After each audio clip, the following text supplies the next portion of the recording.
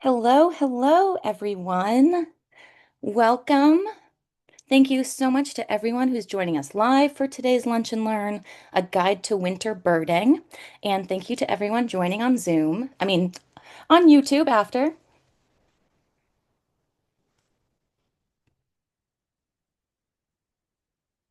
My name is Maggie Summers. I am the Outreach Director at Maine Conservation Voters and Maine Conservation Alliance. And our organizations represent more than 13,000 members and supporters dedicated to building a just, thriving future for all by acting on the climate crisis, protecting the environment, and safeguarding our democracy. MCA does that by bringing people together, people and organizations together to educate, inspire, and advocate. And MCV does that by advocating for equitable policies, holding elected officials accountable, and winning elections. And since 2020, this weekly online Lunch and Learn series has helped us advance all of those goals, creating a shared space to explore our environmental and social history, policy priorities, climate action movement, and more. And just quickly before I introduce Nick, I wanted to say, as the year is winding down, I just wanted to say thank you all so much for joining us, for learning with us, and for being part of the community that's so passionate about Maine's future. It's your curiosity and support that make programs like today's possible. And so let's get started. I am super excited to introduce our speaker for today, Nick Lund, the Advocacy and Outreach Manager for Maine Audubon. And even more than that, Nick is a nature writer and avid birder and the creator of the popular blog, The Birdist. And I just wanted to add that I took some time this week reading through the blog posts, and I highly recommend. Nick's a great storyteller, and you learn a lot about birds, and it's really fun. So definitely recommend reading that. And a few notes before we dive into today's program. You'll hear from Nick first, and then we'll tackle your questions in the Q&A session at the end. You don't have to wait, though. Please send your questions to me or Gabe Cole as you think of them. We'll synthesize them and ask as many as possible following the presentation. And we ask that you please not message Nick because he will be focusing on his presentation. And if you have any technical difficulties, please message Gabe through the chat and he will help you out. And the event is being recorded, and the video will be posted on our YouTube channel later this afternoon, where you can find recordings of all of our other programs as well. So thank you so much to all of you. And Nick, I will turn it over to you. Hello! Hi, everybody. How's it going? It's me, Nick Lund. Good to see you all. Good to see at least two of my direct relatives on the call today. Welcome, Clara and Ben. Hi, everybody. It is me, Nick. Let me go ahead and share the old screen here. What's going on?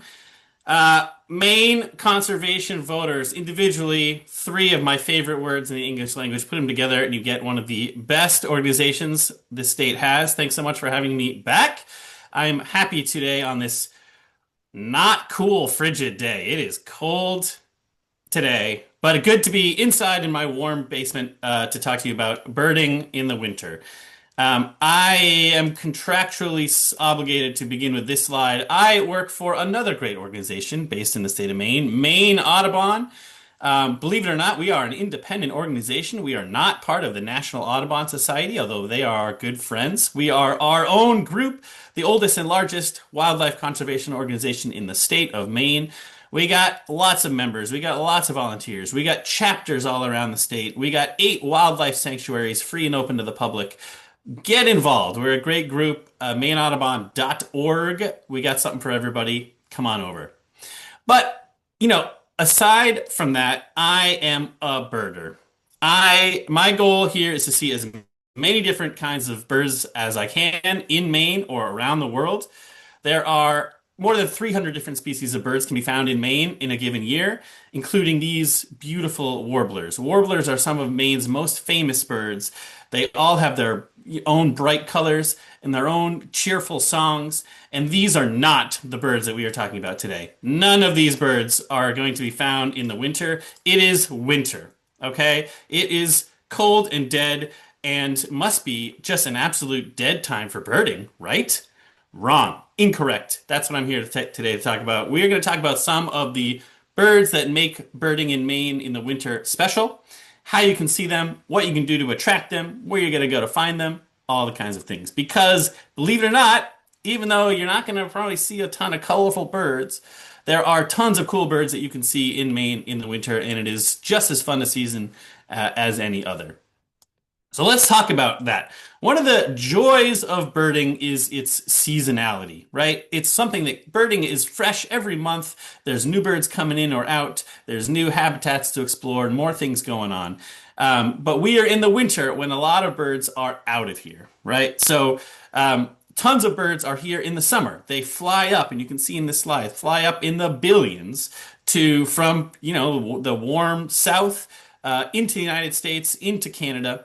They spend their time in the summer making babies, breeding and making babies. And you can see in the fall, even more birds leave, head south. You have 4 billion birds heading out of Canada, joining some more in the United States to make, more, almost 5 billion birds heading out of the United States in the winter or in the fall. It's a big deal. And it's a big effort, right? All these billions of birds fly. Look at that. They're tiny and they're flying from the Caribbean and Mexico and even way farther south up into Maine and Canada. Why are they doing this? What are they doing? It's because of the insects, right? So insects are the absolute most important food for birds to raise their babies. And in the spring and summer, you may have noticed we have tons of insects in Maine and in the forests of Canada and all over the United States. Almost all terrestrial birds feed insects to their babies. The exceptions being like raptors that eat other types of meat or seabirds that are eating fish, but almost every other kind of bird feeds insects to its babies. Mostly caterpillars, right? Caterpillars are the absolute bonanza food for baby birds. In the spring and summer, they are abundant. They are easy to catch, right? They're just crawling around. They're not flying around. They're super nutritious. They're little protein-packed burritos. They are by far the most important food that adult birds can feed their babies. And, just to show you how broad and widespread this is, even hummingbirds eat insects. Did you know this? A hummingbird's diet, and I hope everyone is like sitting down for this, up to 80% insects. The same abilities that allow it to hover in front of a flower also allow it to hover in front of like a spider web, right? Pluck a spider off its web. Insects are just that much more nutritious than really any other kind of food that all birds rely on them. And I should say, here's a little plug. Maine Audubon big into the native plant game. Native plants are super important for the insects to live on and therefore provide food for birds. So go to mainnativeplants.org, check out all our native plant stuff. You can plant them in the backyard. But guess what? It's the winter right now. No insects. One of the only good things about a Maine winter is that you're not being beset upon by black flies, right? But if you're a bird, what you gonna do? If you're a bird that is relying on insects to feed yourself and your babies, what you gonna do? Well, you got a couple options. Some birds bail, right? Some birds, we saw the slide before, some birds get the heck out of here. They're just like, I'm out. I can't live here. This is a yellow warbler, one of those colorful jewel warblers that I showed at the beginning. Absolutely beautiful little creature. They get the heck out. Let me show you how this works here. Okay, so but actually, before I play this, I'm going to play a little thing here.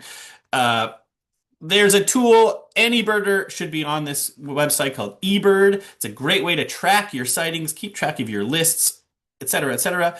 It also, all the data from every single birder in the world who is inputting stuff gets put into this big scientific database. And the people who are analyzing that database can make these incredible all kinds of scientific discoveries or refinements using that data. Some of that is really precise migration data. And so what I'm going to show you now are some of these animations that eBird has put together showing the migration of this little yellow warbler, right? So we're going to start in the winter. You can see here, this is the weeks of the year and the months, January, February, March. You're going to see this is going to go through the year, and you can watch here as the yellow warblers move from the Caribbean and Central America and Mexico up into the United States and then back down again in the fall. So let's watch how that goes. So January, February, March, still too cold. April, May, let's go. Tons of insects, tons of things to eat. Let's go. We're breeding, we're having fun, we're having a great time. Oh, it's cold. Let's get the heck out of here. October, November, December.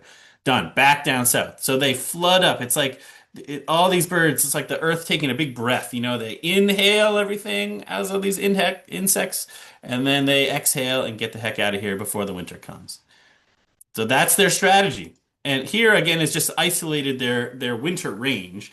This is really important. And one of the things I like to talk about when we talk about winter range, just as we're thinking about our job as conservationists here in Maine, is we can't just protect what's up in Maine, right? Look at where this bird lives in the winter. One thing to note is that, as a sort of geographic expanse, there's much less habitat, much smaller area in the winter with all these birds rely upon.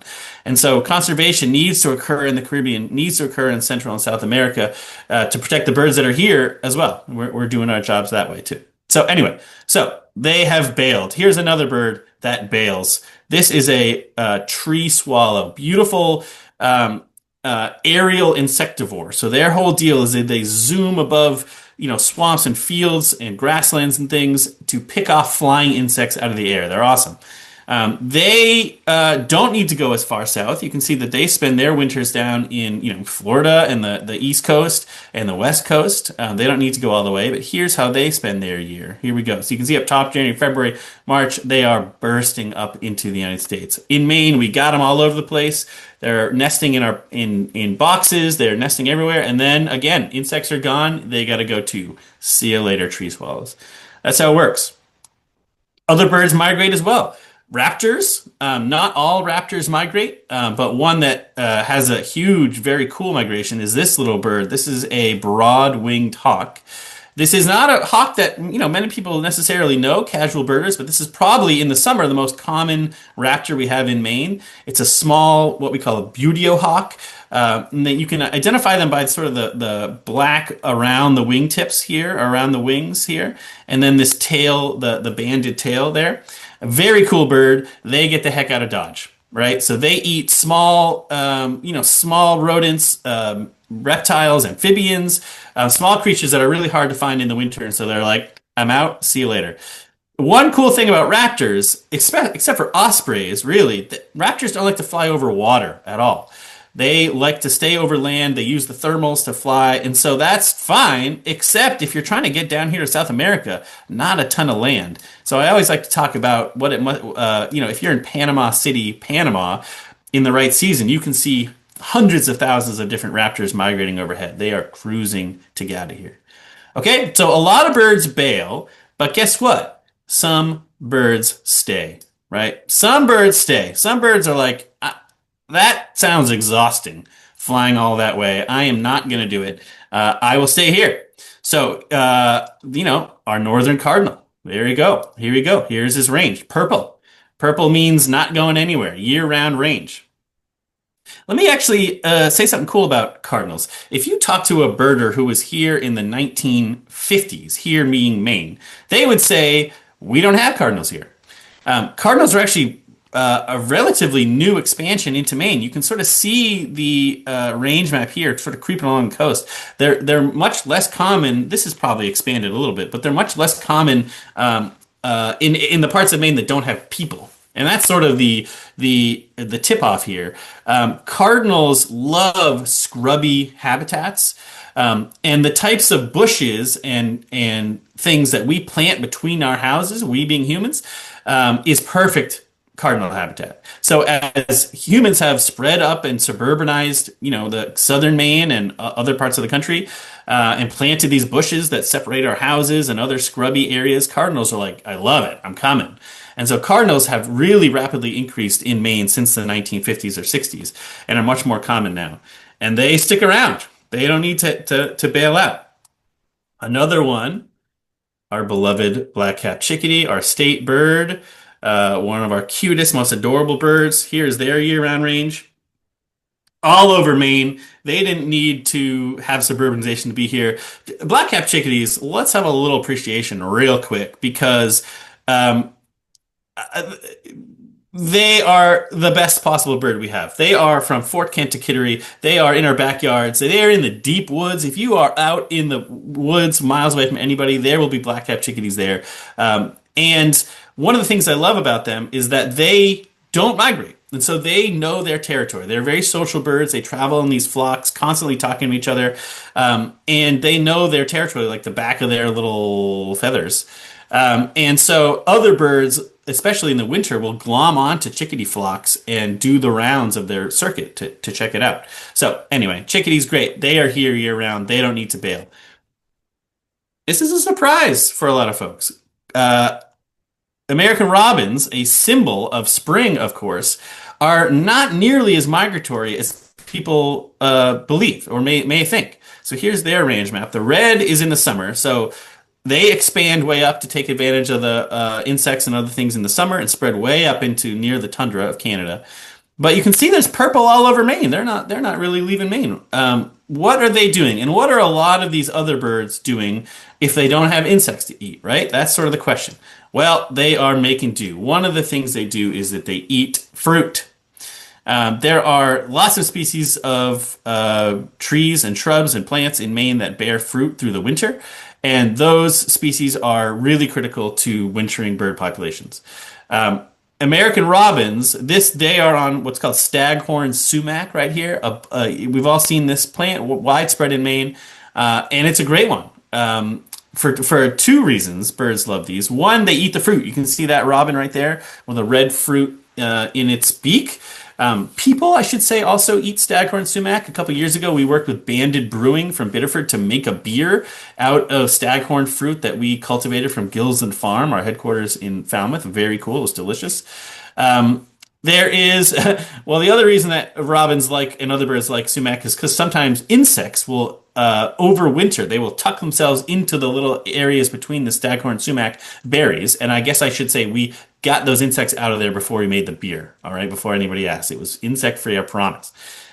But robins in the winter will flock up in these big flocks around fruiting trees. It could be something like staghorn sumac. It could be mountain ash. Here is a pine grosbeak, a beautiful female pine grosbeak eating mountain ash berries. Or it could be other species of cherry or crabapple or non-native species that have been around. Here are some waxwings, some cedar waxwings chugging down some berries.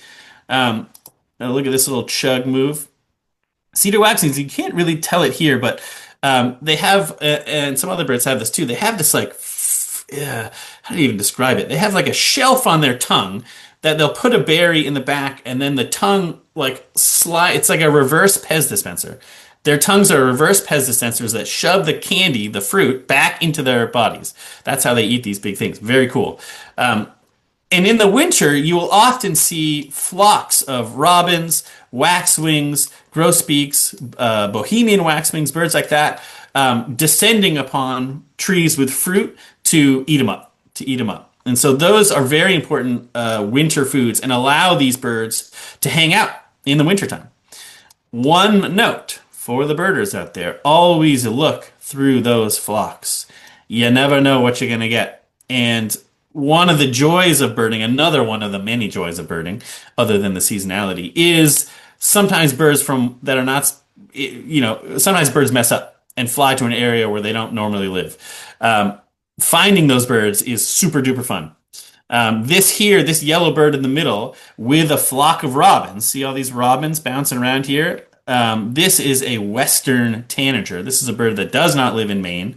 You can tell because it's not one of our scarlet tanagers because of these wing bars right here. This bird is exciting. If you see this, call me and I will get the word out. It'll be fine. This is very exciting. You can also look through flocks of robins to see if there are rare European thrushes like redwing or song thrush or even cooler birds. Wayward birds will glom onto flocks that are here in the winter, and so check them out. I should say too, the berries in the winter there are more than before. A lot of this is due to people planting ornamental trees, mostly non-natives, but sometimes native trees, that have berries in the winter. If you think about like a parking lot, like a LL Bean parking lot, or a parking lot that a lot of people go to in the winter. A lot of the landscapers there are like, what can we have that's not just some gross, ugly, dead skeleton tree in the winter? They'll plant trees that have berries for a little color, a little pop in the wintertime. Uh, and in general, there are a lot more of those than before, and it has allowed some birds to not migrate, right? This is kind of crazy. So if you were a bird like this beautiful eastern bluebird, which has always been a summer resident, loves to come up in the summer and breed all over Maine, they are now encountering more berries than before. And guess what? They're sticking around. They're like, I don't want to migrate. It's hard, and my wings hurt. I'm going to stay in this backyard. This is the slide, and look how sort of recent this development has been. This is CBC stands for Christmas Bird Count. This is the more than a century old citizen science project, community science project looking for birds in the winter. So the Southern Maine CBC is all happening on the December 14th. The counts of eastern bluebirds is going way, way up because they are just like, look, I got food. I'm just going to hang out. I had a bunch of bluebirds in my backyard this morning, so it happens. The other reason that birds can stay and don't need to leave is that they eat seeds, right? So even seed-eating birds, like those cardinals, like this goldfinch, like almost every single other one, eats insects in the summer. They feed their babies insects because they're just so much more nutritious. But when the winter comes, they can just switch back into seed mode, right? And so a lot of the trees that flowered or plants that flower during the summer, they obviously all produce either fruits or seeds, and birds can eat those. And that's what sustains them through the winter. That can be natural seeds, it can also be supplemental seeds. We're going to talk about that in a few minutes. Cool. So the other thing is that you can just keep on eating insects, right? If you're a woodpecker, you're like, I'm just going to keep on finding my insects. I'm going to just chisel my face into a tree and rip a tree apart and find the insects that are the grubs and stuff that are wintering inside. Here's how that looks. This is well, let me talk about these woodpeckers here first. These are two of our most common woodpeckers.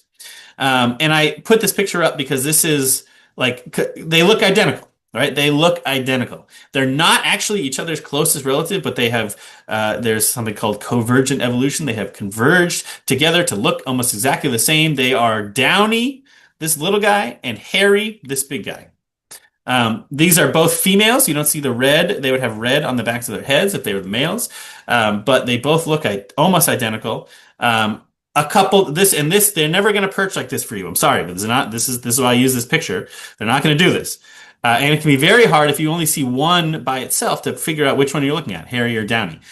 Some things to notice, because this is one of the most common identification questions we get at Maine Audubon, which is which. So let's look at the hairy. So look at the length of the bill. Longer bill right here sticks way farther out from these bristly feathers on the face, right? That's the major way that I tell the difference. There are some others, including the amount of black on these feathers down here, which you can't really see on the tail. Here's the way I do it. This is my own test that I made up that nobody else likes but me. I call it the pocket test. If you look at a woodpecker and you say, I could probably fit that in my pocket, then you're looking at a downy woodpecker, right? They are that small. If you look at a woodpecker and you're like, it would be uncomfortable if that was in my pocket, you're looking at a hairy woodpecker, okay? And it works really well for me. Whenever I see a bird, I do the pocket test and it works, but that's another way to do it. This other woodpecker here, which is demonstrating that insect finding ability, is called a black-backed woodpecker. These are some choice woodpeckers especially the boreal forests of Maine. These are not down where I am in southern Maine. These are found in the boreal forests of northern Maine and down east a little bit. They have the males have the yellow on their heads. And if this bird were to turn around, you'd see an all glossy black back, very beautiful. They are, and also even more rare one called American three-toed woodpecker live up in those woods. Go find them. They are there, summer, winter, you name it. All right. Some other birds that don't bail out include red-tailed hawks. Some red-tailed hawks, there's a lot of different movement in red-tailed hawks, but a lot of the time red-tailed hawks move. It's hard for raptors, most of the time, to live in the winter, especially if they're finding stuff on the ground. One reason I put this slide up is because red-tailed hawks are often easier to see in the winter, I find, even though there are fewer of them in Maine than in the summer. And that's because these particular hawks, they are buteo hawks, and their feeding style is that they perch in one place and look for rodents scampering around on the ground. So they sit there and they look down and try to find rodents. In the winter, it's harder to do, especially if there's snow on the ground, right? Because they can't see the rodents under the snow. They don't have the sort of same hearing that an owl has, something like that. And so they are reliant on their vision. Where can they go to where there may be a bunch of rodents and there may be less snow cover? They go to the sides of highways, right? So if you are driving on 295, on 95, any of the 95s in Maine right now, and you see a hawk on the side of the road, which you will see dozens of, I bet if you drove from Kittery to Bangor, you would see 100 red-tailed hawks by the side of the road. Because they are there where there is often windswept, there's often less snow, there's rodents there attracted to various things, and so you can see them a lot more easily. So look for red-tailed hawks. It's almost always a red-tailed hawk that you see perched by the side of the road, especially in the winter. So check it out. I did want to point one other cool bird too. This bird stays. This is a ruffed grouse. The ruffed in its breeding display, it flicks up these cool set of feathers around its neck. You can sort of see it there. It looks like a Victorian ruff that people used to wear for some reason. And so that's where it gets its name, the ruffed grouse. You can't see that most of the time. They are this very cool, elaborate camouflage color. They are grouse. They live on the ground. They don't migrate. It's hard to live on the ground in the winter, right? What are you going to do? You're trying to slog through the snow. One of the things that ruffed grouse have evolved to do is grow snowshoes out of their toes. So in the winter, ruffed grouse grow these little finger protuberances called pectinations out of their toes. And when they're walking, those things spread out and give them snowshoe ability to walk over the snow. Insane, right? So they stay, they are evolved to stay, and they are cool. Other birds arrive, and this is where it gets exciting, right? Because as a birder, I love chickadees. I can't get excited about a chickadee all the time, right? I've seen a lot of chickadees. I can't go to my backyard every day and see. So I get excited about the new birds that show up, and there are a bunch of new birds that show up in the winter. So much so that some people, like my friend, the famous comic Rosemary Moscow, calls the winter weird duck time, baby. Weird duck time. We got elegant songbird spring, subtle treasures of summer, magnificent fall migrations, and then weird duck time. Lots of waterfowl come south to Maine in the winter. In the summer, they are up on the tundra, way, way, way, way up. The farthest reaches north you can possibly get in the summer. They are nesting in on the tundra in the grass. They are raising their young in the ponds and tiny lakes that are so abundant up there. Here's that.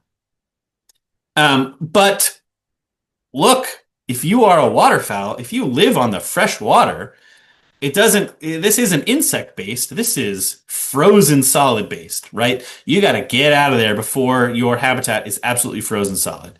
And so that's what lots of waterfowl do. All kinds of cool ducks that spend their summers nesting on the tundra bail out. And where are you going to go? Well, it doesn't really matter. You want to go anywhere where there's open water, right? And so lots of these ducks will go only as far as they need to. You can see the blue here. A lot of it, the Alaskan coast, where ice-free areas of the Hudson Bay or Greenland and the good old Gulf of Maine right here. Anywhere that's ice-free in the wintertime has the potential to host all kinds of waterfowl. And those birds are not here in the summer. Most of them. And so when it gets cold up north, these birds all escape their habitats and they all come down. And so this is when birders like me go, let's bundle up, get down to the pier and go check out some of these cool birds that are here in the winter. Here are just some of them. Up here is the long-tailed duck. This is one of my absolute favorite birds. It's the first bird I remember from as being a kid, hearing they have this very cool call that they give. They have a bunch of different plumages. These are sort of a couple different looks that they give. Some of them are much whiter. They have those cool tails. They are beautiful. These are buffleheads up here. This is a male in front, the female in the back. These big sort of, or black and white cookie-headed looking birds. Bufflehead, they're called that because they have big fat heads. Very abundant near shore, all over the place. Tiny little ducks. This is a common goldeneye down here. Goldeneye are these cool sea ducks with this circular pattern on the in front of their golden eye. There's a rarer, more rare species called a Barrow's goldeneye that looks very similar to this, but has a more crescent moon shaped white splotch on its face and some more black on the sides. They are less common, but they are around. And then down here are two of the three scoters that we have. These are the weird ducks featured in the Weird Duck Time comic. That's a surf scoter in the middle and a black scoter in the front, and there's some females there too. Um, White scooter. What is that? Anyway, they are cool and they are here. Go check them out. We'll talk about where you can go a little bit later. Also, I want to say our beloved common loons, one of the most iconic species in the state of Maine, also breeds on freshwater, also has to get the heck out of there, also needs to fly only as far as they need to find open water in the winter. And so the coast of Maine is maybe the easiest place all year to see common loons. If you went down to any pier, any oceanfront place right now, you could see a common loon in 5 seconds if you wanted to. Sorry, don't take that as a guarantee. You could easily see a common loon if you look for a minute. 5 seconds may be a little fast. One of the cool things, so we love loons at Maine Audubon. We have a 40 plus year project called the Maine Loon Project, where we work with tons of volunteers around the state to monitor breeding populations of loons, check out, figure out what their threats are, try to reduce their threats, et cetera, et cetera. We love loons, and all our members love loons. One cool thing about loons is that the ones that you probably see on your lake or wherever pond in the summer are probably wintering in Maine still. They're probably here, right? So, they, like I said, they're not great flyers. They want to be on the water and they're heavy birds. So they only really go as far as they need to find a place that doesn't freeze solid.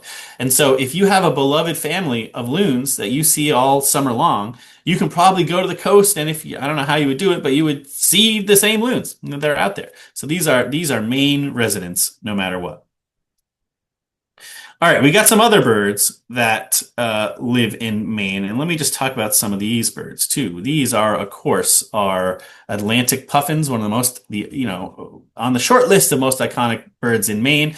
Maine is the only state in the nation that has a breeding population of Atlantic puffins, thanks in large part to our friends at National Audubon and lots of other conservationists around the state and world. Puffins, they're seabirds. Right? So unlike those waterfowl before, these are really sort of pelagic, ocean-going birds. They only come to shore to nest.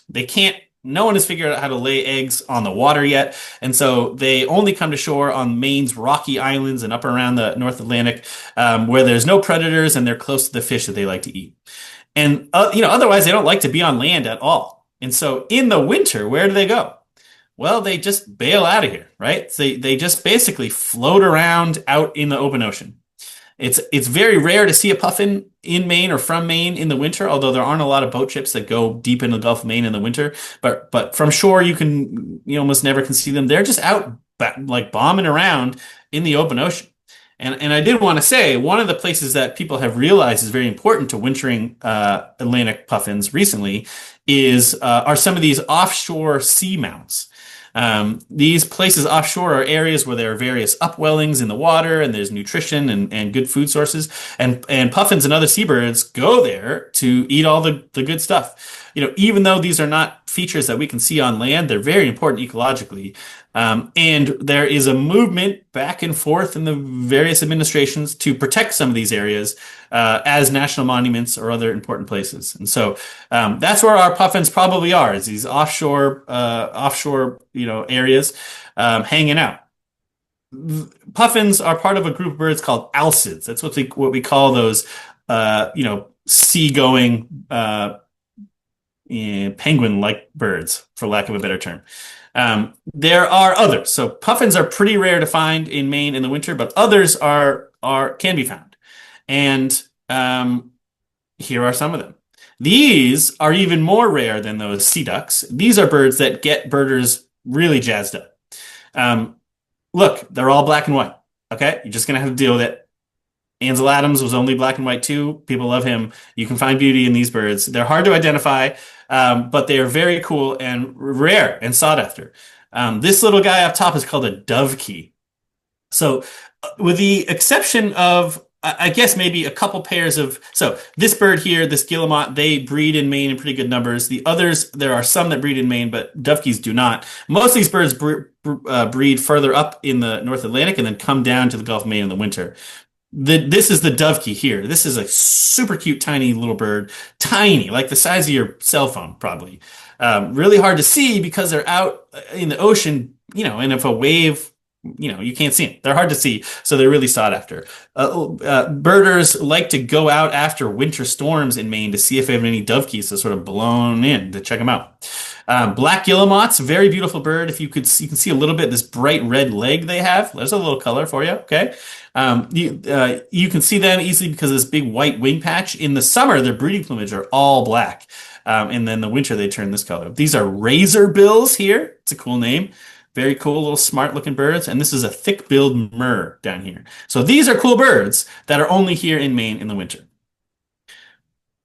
Shifting gears to talk about, get away from the coast and talk about some other special birds in the winter. This, of course, is a snowy owl, my 7-year-old's favorite bird, many people's favorite bird. Snowy owls do come to Maine in the winter. Sometimes. Snowy owls live on the tundra in the summer. Check this out. They live in the tundra in the summer. They eat lemmings. Lemming populations are cyclical. Sometimes there's a ton of lemmings. Sometimes there's not very many lemmings. When there's a ton of lemmings, that means that snowy owls can feed a ton of their babies. And so there are a ton of snowy owls out on the landscape. When the winter comes and there's a big population of owls, sometimes they go really far south because they're exploring the world because they're finding new territories or they move south. So those winters, in those winters, there may be a lot more snowy owls in Maine than in other winters. It's a cyclical thing. It's what we call in birding an eruption. IRRUPTION. They're eruptive. So some years there is a lot, some years there are not. Most of the time, you see snowy owls in areas that sort of look like the tundra, if that makes sense. So airports, beaches, big grasslands, places like that. Those are places that snowy owls tend to go. And I'll say too, there's other owls that are even cooler, even rarer. This is a northern hawk owl, a boreal-only species that sometimes it finds its way to Maine in the winter. Very cool bird, and is cool. But when I talk about owls, I must. Some of my colleagues are less explicit, but I need to be explicit. For the love of Pete, be cool around owls. Please be cool around owls. Owls make people crazy. And they want to take photos and they want to get as close as they can and they want to love the owl and hug it. Please don't do that. Please, if you see an owl, this is so much so that even reporting owls is very delicate. Lots of people, if they see an owl, keep it secret or don't report it at all because experience has taught us that people don't act normally or appropriately around owls. Please act normally. Don't go anywhere near them. That means anywhere near them, close to them, or close to the prey they may be looking for, right? That means give them some room to live their lives. Nobody cares about your picture. I know you're very excited about your picture, but there are so many pictures of owls, don't care. If your lens isn't long enough to see the bird from far away, that is a you problem, okay? That is not the bird's problem, not the other people trying to visit the bird. Just stay back. Sorry. Zoom in with your pinch with your finger, whatever you need to do. And do not trespass. It can happen a lot. I need to put this in there. I want everybody to see snowy owls, but please do so from the safest distance you can. Enjoy it. It's cool. They're wild animals. Awesome. All right. Other birds, there are sort of less sexy birds, I should say, that birders love that are not owls that come down in the winter. A lot of these are seed-eating finches, right? So uh, certain birds stay, certain species of birds, especially ones that eat seeds, have evolved to eat seeds, live way up north in the boreal forests of maybe northern Maine, but most of them are up in Canada. In certain years, they move around a lot, right? I'll talk about that in a second. So some of them are these birds here, pine grosbeaks. I showed a female before. This is a female and a male here. This bird here is a pine siskin, a little goldfinch size, bird with yellow on its wings there. This is a redpoll, a bad photograph of a redpoll that I took. A cute little finch with a red cap there. This is one of the most beautiful birds in the entire world. I think the evening grosbeak. Beautiful, big billed yellow finch, got this yellow forehead. This is a male in front and a female in the back.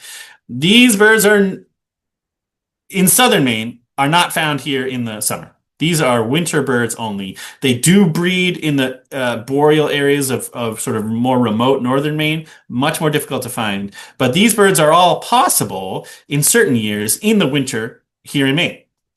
And getting real nerdy. There are people who analyze and forecast whether each of these species will come south or not. So there are each of these birds eats a particular type of either, and I should say there are crossbills too are in this. Either eats a certain species of pine cone seed, or birch catkins, or other seeds in the winter. And like all trees, sometimes those species of trees have big years or small years. So some years they produce a lot of food, they have a mass year, some years they don't.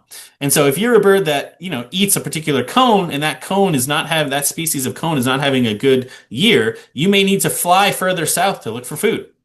So that may mean you come to Maine or southern Maine or even way further south. Those are called eruptions, like I said. And there are folks out there, the Finch Research Network, they will look at all those species of trees across Canada and other places and make a forecast. They'll say, well, how's the crop doing? Not so good. Well, maybe those birds are going to fly south this year. This is like, they're having the World Cup draw today. When this comes out, this is like Birders World Cup draw. We're salivating, waiting for this to come out to see what's going to happen. This year is a good year in terms of birds coming down. These evening grosbeaks are coming down in bigger numbers than before. Not quite as big as the winter of 2020, which was like record shattering. But evening grosbeaks may be more common at your feeders. Put some seed out. Purple finches are sort of through and maybe even further south. Some pine grosbeaks, some crossbills, but it's looking pretty good. Keep an eye out for some of these cool finches. And I do want to say too, there are just two other species I want to mention, lovely winter birds. That this one is a northern shrike on the left. You may have heard shrikes. They're famously known as butcher birds. They are absolute psychotic murderers. They look like a cute little songbird, but they not only murder other birds or insects or other things they can find, but they save them by impaling their bodies on barbed wire fences or trees or things to save for later, and to attract mates. There's a whole weird thing. Northern shrikes are rare in Maine in the winter, but they are here. They love to perch on top of a little twig and have that little black mask. The other bird here is not a murderer, a sweet little sweetheart called snow buntings. Snow buntings in their breeding plumage are much whiter than this, but in their non-breeding they have this sort of creamy coloration. Very cool birds. Also, found up in northern expanses, but they come down in the winter and also look for open areas. So you'll see them most common at airports or beaches, places like that. Look for snow buntings because they're very beautiful. And again, not a bird you're going to see in the summer. All right. A couple more things. I just want to talk about feeding birds real quick. And I want to end with, I see it's 12:44. I want to end with some time for questions.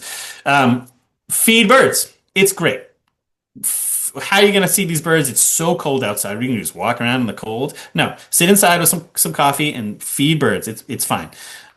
Here's what you should do. The two major ones that I like to recommend in the winter are black oil sunflower seeds. Every bird loves a black oil sunflower seed. They are sort of the all-purpose seed. They feed tons of different birds. They're the preferred food for lots of birds, from the bird seed. This is a dark-eyed junco and a red-bellied nuthatch here, red-breasted nuthatch. There are two ways to buy black oil sunflower. You can buy with the shells on or shells off. They're both fine. I prefer the shells off because there's less mess under the feeder, but they both work great. Black oil sunflower, that's the number one go-to. Another one is thistle or Niger. This is a seed that you can plant in your backyard. Go to mainnativeplants.org and find out how to plant the. I have some asters and things that have made seeds in the winter that and black-eyed Susans that these birds eat, and it's great because I can, they're not on my plastic feeder; they're on an actual plant. But you can also buy plenty of Niger and thistle. This is a very thin version of black oil sunflower that is loved by these smaller finches that has thinner bills. So like this siskin, that redpoll, and that American goldfinch. That's a particularly fun food for them. One note that I always must say when anyone is buying birdseed, avoid Milo. Okay, Milo is a scam perpetuated by unscrupulous birdseed companies upon us. It looks for all the world like a seed that birds would eat, but they do not like to eat it, other than maybe mourning doves and turkeys. But some companies will put up to 75%. This is an expose in the Washington Post. Up to 75% Milo in their seed mixes because they just are trying to get rid of it. And this will just rot in your bird feeder. It won't feed birds. So look on the back, just like any other food product. They have to list the ingredients. If it says Milo on there, just don't buy it. It's not worth it. You're wasting your money. Some other good things in the winter are dried mealworms, way popular. Eastern bluebirds love dried mealworms. They are insects, right? They give them the protein that insect-eating birds love. They are the first thing that always go out of my feeder in the winter. And dried mealworms really do the trick. They are the best way to have eastern bluebirds in your backyard, if that's something you want. The other thing is suet. This is a photo of my disgusting backyard suet feeder. It's all disgusting because so many birds like to hang on it and eat the suet. Suet is rendered animal fat that is, packed into a little square cake most often. A lot of times it's, people put seeds or nuts or other goodies in there, and a lot of birds eat it. That's nutrition for, that protein from the suet is really good for birds. Woodpeckers love it. Lots of birds will eat suet. So those, black oil, thistle, mealworms, and suet make up the sort of bulk of winter bird feeding. Finally, I'll just say too, if you are brave enough, which I hope you are, to get out of your house in the winter and go find some birds, you will be very much rewarded. You can't go wrong anywhere on the coast in the winter. So this is a picture that has lots of things in it that birds love. Open ocean in the winter is where most birders go to find all those birds. All the sea ducks, scoters, eiders, mergansers, you name it, things that are out here. And they're often very close to shore. Loons, they're often close to shore, diving down to get mollusks or to get fish close to shore. So you don't need to go that far. Go somewhere. Look how beautiful this is. Go to Portland Headlight. Look out on the ocean to find some of these birds. Also look in scrubby areas like this, right? So a lot of birds that don't leave for the winter like to hide out, like to find warmth, and like to find things. Scrubby bushes like this are great for insects that may be overwintering, right? So they may be able to pluck seeds or other insects out from these crevices. And so that type of area is perfect for birds in the winter. Open areas are perfect for some of those birds that need, to replicate their tundra environments. But otherwise, I'd recommend go to the coast. That could be anywhere with open water, you name it, but that's all good. So ending at the time I wanted to end on here, that is that. Thank you for listening to that.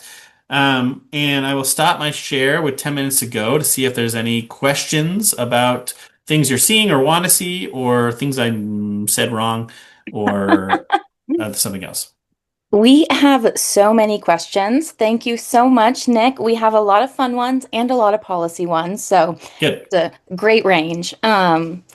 I feel like I just want to start off. There's a lot of questions about beginning birders and how to get started when you're going out in the winter. Is there anything that beginners should pay attention to when they're first hanging outside, or do you have any gear recommendations? Yeah. The first thing to do is just don't worry about it. Have fun. I would give anything to go back to be a beginning birder where I would see some bird and I'd be like, "What? What is that?" And I would sit down and look at a book and flip through and try to figure out what it is. Though those are the most fun times because you are really discovering the beauty of birds and the beauty of the world in Maine. And so don't rush it and don't worry about it. The thing about birding is that you got plenty of time. And so enjoy the process of figuring out what a bird is. There are tools and technology that can really help. That one of them is Merlin. Merlin is the thing that you turn on and hold up, and it'll tell you what bird is singing. That's cool. I do wonder if it sort of takes away a little bit from the joy of finding out on your own. Yes and no. Bird sounds are tough for everybody, and it's not quite as fun to like hear something. I don't know. It's Merlin is fantastic, but really, buy a bird book, take a picture, or take notes about the bird you're seeing, and then figure out what it is. It's a really enriching process to do that, but just have fun. And you don't have a recommendation about a certain book or a certain guide. I'm like, have you written There one? are so many out there. I saw Bob Duchesne's name. Bob Duchesne has written a bunch of the Maine Birding Trail books that are fantastic. One I could throw out there is the American Birding Association Field Guide to the Birds of Maine, written by yours truly. That is available only the choicest of bookstores around the state. It's got a loon on the cover. You can buy that one too. But there are lots of good books and guides out there. Awesome. Thank you so much. And we had a lot of questions There about he what is. people can do. Hey, Bob. Nice to see you. We've had a lot of questions about what people can do in their own backyards or their communities, even over the winter. And I understand you can't really be planting right now, but is there anything? Is it having a backyard feeder? Yeah, I'd love to hear any recommendations. Sure. Feeders are great. The one thing I'm just realizing now that I forgot to put in there is a bird bath in the winter. The most luxurious thing I own is a heated bird bath. It's not like a wood fire. It like plugs in and takes like zero electricity. But one of the troubles in the winter is that there's very little for a songbird, very little open water. So they need to drink and they need to bathe. They can drink snow, but if there is an open pool of water, that attracts a ton of birds. I like to say that, bird baths are less important in Maine in the summer because there's just lots of places for birds to get water, but in the winter there are not. And so, in addition to bird feeding, in addition to planting, plants that will have seeds or berries, especially native plants, in the summer that'll be there in the winter, having a little heated bird bath is a way to attract a ton of birds, and get a good look in the wintertime. And beyond our backyard, what's happening at the state legislature and even federally that we could be asking people to support that would help support species like what we've been talking about today? Yeah, sure. Tons of stuff happening. The thing that jumps to mind right now is that this current administration is not supportive of a lot of environmental laws as traditionally as other administrations have been, I should say. One thing that is happening quickly is that this administration has just proposed a set of changes to how they implement the Endangered Species Act, which we believe will significantly weaken the implementation of that act. There are at least 16 species of federally endangered species in Maine, including birds like the red knot and roseate tern. And these proposals from the administration are going to hurt the ability to protect those birds and many other species around the country. And so you'll be hearing from Maine Audubon about those changes. It's four separate proposals actually from the administration with comments due the 22nd. And so that's the major one right now. There's lots happening at this administration, including efforts to potentially weaken the Migratory Bird Treaty Act, which we are sort of still waiting on that development. And you'll be hearing from us when that lands as well. And in the follow-up email, you'll get links to sign the petition to protect the Endangered Species Act, and you'll also get information about signing up for Maine Audubon so you can stay up to date with Nick and his work. And thinking of people participating in citizen science, I know that you lead at least a couple of different groups, or you work with people who are like having sightings of birds. Do you have any suggestions for people who are interested in getting involved in that? And is it really helpful, or is it like not that helpful to have Totally. citizens? In terms of people understanding like what's being seen and stuff. Oh yeah. The best and easiest thing for the average person to do is to join eBird. So you go to ebird.org, you get your eBird account, and it does so much for you. Take a minute to sit down and explore the stuff. You can see the things that are around you. You can keep track of what birds you've seen, and crucially, what birds you have not seen. It'll tell you like, oh, you're in, Piscataquis County. Here are some birds that you haven't seen yet in your county that are you're most likely to see, and that way you can like, go after those ones. And you can set up alerts to see if there's a bird you haven't seen or a particular species you want to see, if it's being seen somewhere in Maine, and you can go figure it out from there. eBird is like has changed birding more than any other piece of technology, I would venture to say. And so it is the best way to get on board. It can be maybe a little daunting at first. I know my colleague Doug Hitchcox has some videos on YouTube about getting started on eBird. And so I would search that up. I'm sure Bob Duchesne has done something similar to that. And so check out some other resources if you want, but eBird is the best way to go. When you get a little, once you start sliding down this rabbit hole, which you will pretty quickly, there are other things you can do. There are group me's or other sort of online based chat things where people share their especially rare sightings. So like if I were to suddenly like turn off my camera and disappear, it would because I would be getting some notification on my phone that there's a rare bird somewhere, and I would have to just like go get it. And that's just something that happens.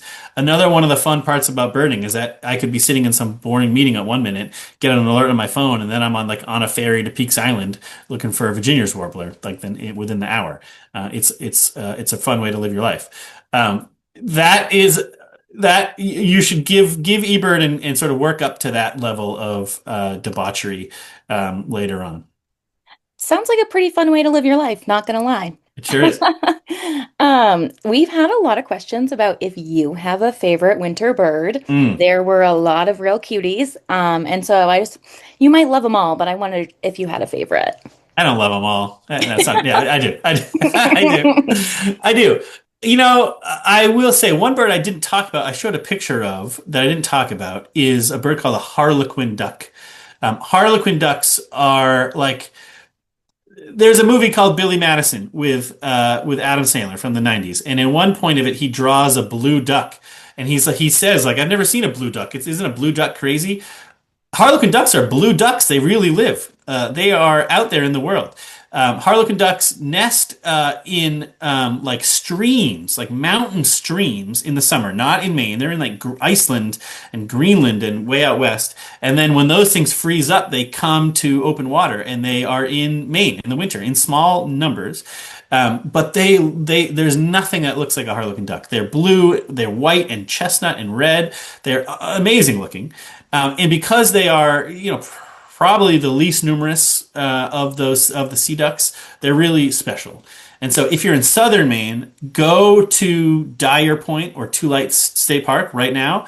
You can see them. For small groups of these tiny little blue ducks right offshore to see them. Also like Nubble Light if you're down in York, and I'm sure lots of other places up the coast. And find yourself a harlequin duck. They are worth the effort.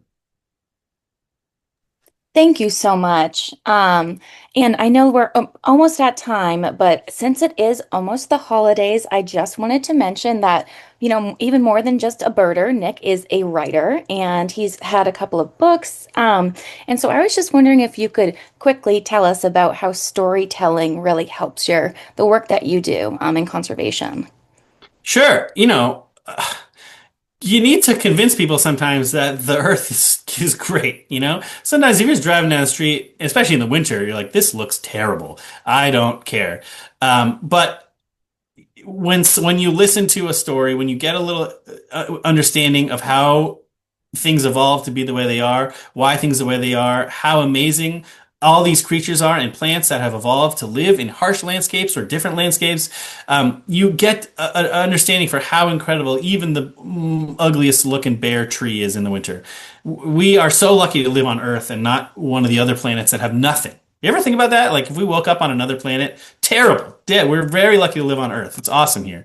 But you don't necessarily know that until you either are told about it or learn about it a little bit. And so storytelling, whether it's in the work I do with the communications department at Maine Audubon or in the writing I do, is essential for learning about why the Earth is worth protecting. I could not agree more. And this has been one of the most fun programs. Thank you so much, Nick. We're so happy to have you. And I know that this is not the first time you've joined for Lunch and Learn. So just thank you so much for your time. A pleasure as always. Thanks everybody for coming. Thank you so much, everyone. I hope you have a wonderful weekend. And we'll be back next Friday to talk about Picturing My Climate Future, which is a documentary that's going to be aired on PBS. So I hope to see you then. And thank you so much, Nick. I hope you all get out and see some birds this weekend. Thanks, Maggie. Bye, everybody.